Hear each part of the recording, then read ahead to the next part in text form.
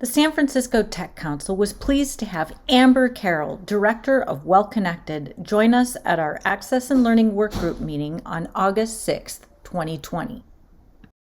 What I want to talk to you all about today is creating connection in a time of isolation. But if you were at the last Tech Council meeting, you heard about some of the research going on in regards to COVID specific, looking at older adults and how they're responding to this mandated isolation, and especially in San Francisco, because I believe we were the first city in the country to sort of go on lockdown or shelter in place. And so we have some preliminary findings, and this research is still going on, but I just want to kind of preface our talk with some of this. What they found just initially from doing this research was that 43% of the older adults who were surveyed were feeling more lonely during the pandemic. One person said, "This has been the hardest thing I've had to do in my entire life. The isolation has made my mental and physical health worse." And I think this is one of these things that all of us in these fields have sort of expected to happen as we sort of started going through all this. And in fact, it's true. The research wasn't all bad news, and there are some positive things coming out of it, and we'll be talking about that. But 79% had minimal or no video interactions, and 43% had minimal internet access. So I looked at some other more national research, and it said that 50% of older adults 65 and older didn't even have access to broadband in their home. Well Connected is a program that started in 2004 as a virtual way for older adults to connect with each other. In 2019, we got funding to start Well Connected Espanol. So these are two different programs, but the same model. So this idea when the pandemic hit that everyone was kind of scrambling to say, how do we do our live programs virtually? This is something we've been doing since 2004. The thing I really want to note here, since we saw so many people bringing this to the platform we're on right now, Zoom, is that everything we do on Well Connected and Well Connected Espanol is accessible by phone. So that's really an important piece to what we do. And again, I'm going to talk a little bit more about accessibility in a minute. So this is really just a week in the life of, and this is an upcoming week in the life of, because we just sent our fall catalog off to print, and I always get so excited when I see our next catalog coming out, because we're at the point now in spring, summer where stuff is starting to wind down. We do programs 365 days a year, so there's never a break in it. But I just want to point out a couple of things here.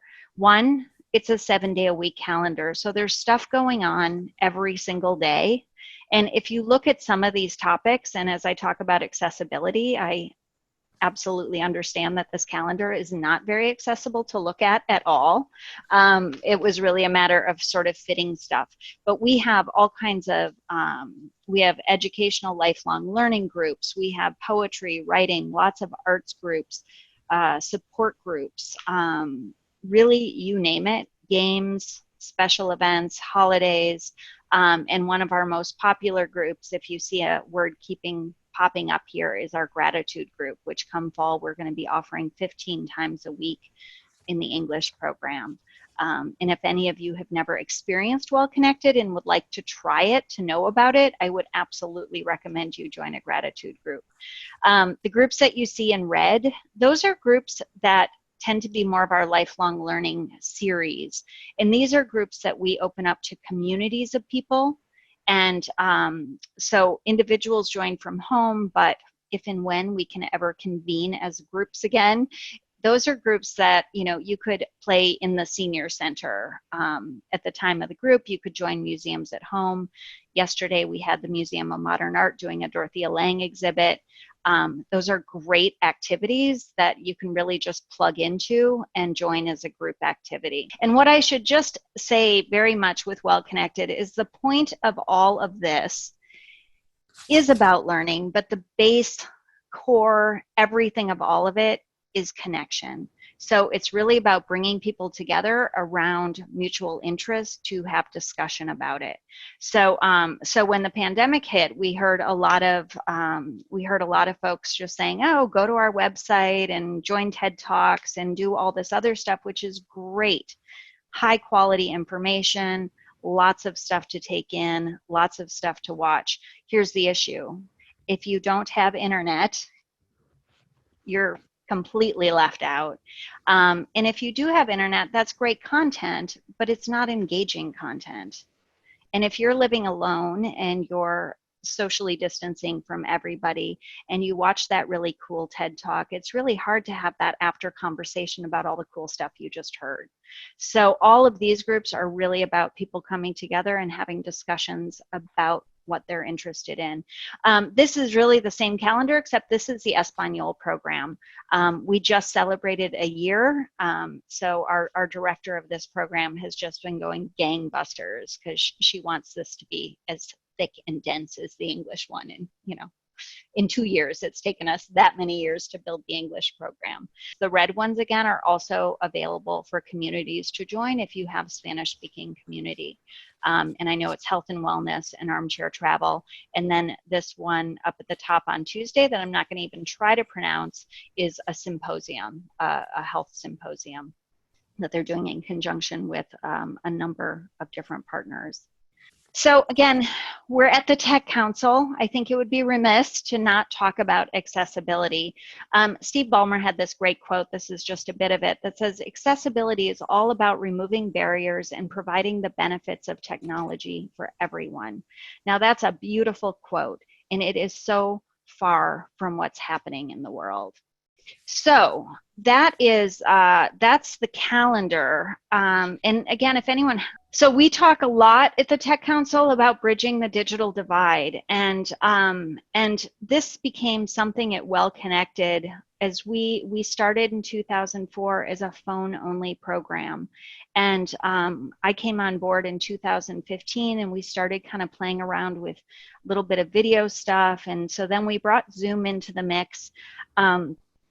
For those of you, I don't know if anybody called in here, but to call into a Zoom program is 23 digits that you have to type into your phone. And in September, they're adding another 6. So this is not an accessible solution. If you have vision impairment, if you have any kind of nerve issues, tremors, or it's a challenge.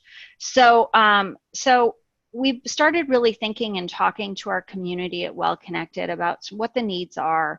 And as we age, if we're lucky enough to stick around, it's pretty likely that we might get some of these things. Some vision impairment, some hearing impairment, some memory impairment, some mobility impairment.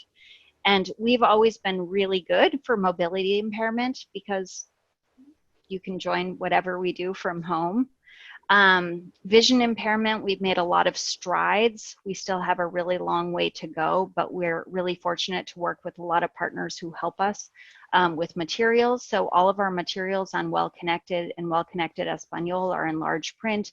They're also available in audio version, so you can plug them into your talking book reader.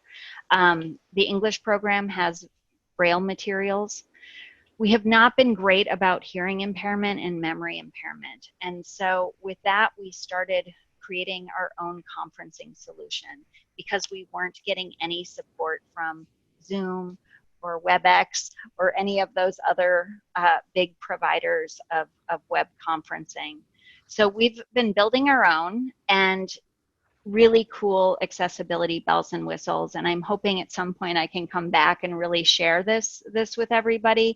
If we had known a pandemic was coming, I would have begged, borrowed, and stole as much money as possible to throw at our developers to get it done, because right now we're using it for about 90% of Well Connected and Well Connected Espanol programming. We're running into a few glitches with bridging phone and internet with large groups of people. So still working on that, but just some of the bells and whistles really quickly are everything we do on Well Connected and Well Connected Espanol is accessible by phone or online. So wherever you are, whatever you're most comfortable with, you can join. You can join using a dial phone. We can call people into groups if they let us know what group they want to join. So if somebody's joining Carla's World Religions group, Angela, if you wanted to join that and you wanted to be called in, you'll get a call at the start of Carla's group. It's going to recognize who you are. So it'll say, "Hi, Angela, welcome to World Religions." Everything is accessible with a 2-digit conference code, not a 23-digit conference code. Name recognition, as I said, and when we started with Well Connected Espanol, we're able to put everything is in Spanish, and that is weirdly not available even on Zoom. Zoom will still say press 1 to join your conference in English, no matter what language you have Zoom set at. We're hoping to build out closed captioning, and like I said, it's really customizable. So as we hear new needs from our community, we can add those in.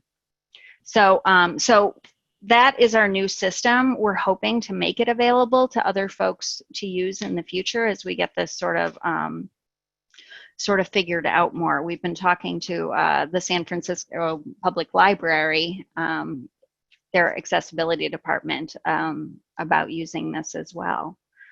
So I just want to quickly point out another one of our virtual programs is Social Call. It's a friendly visiting program. We launched this pre-COVID times as well to be a phone-based friendly visiting program. So we do still offer this live, in theory, in San Francisco, but Social Call does weekly phone visits for people throughout the United States.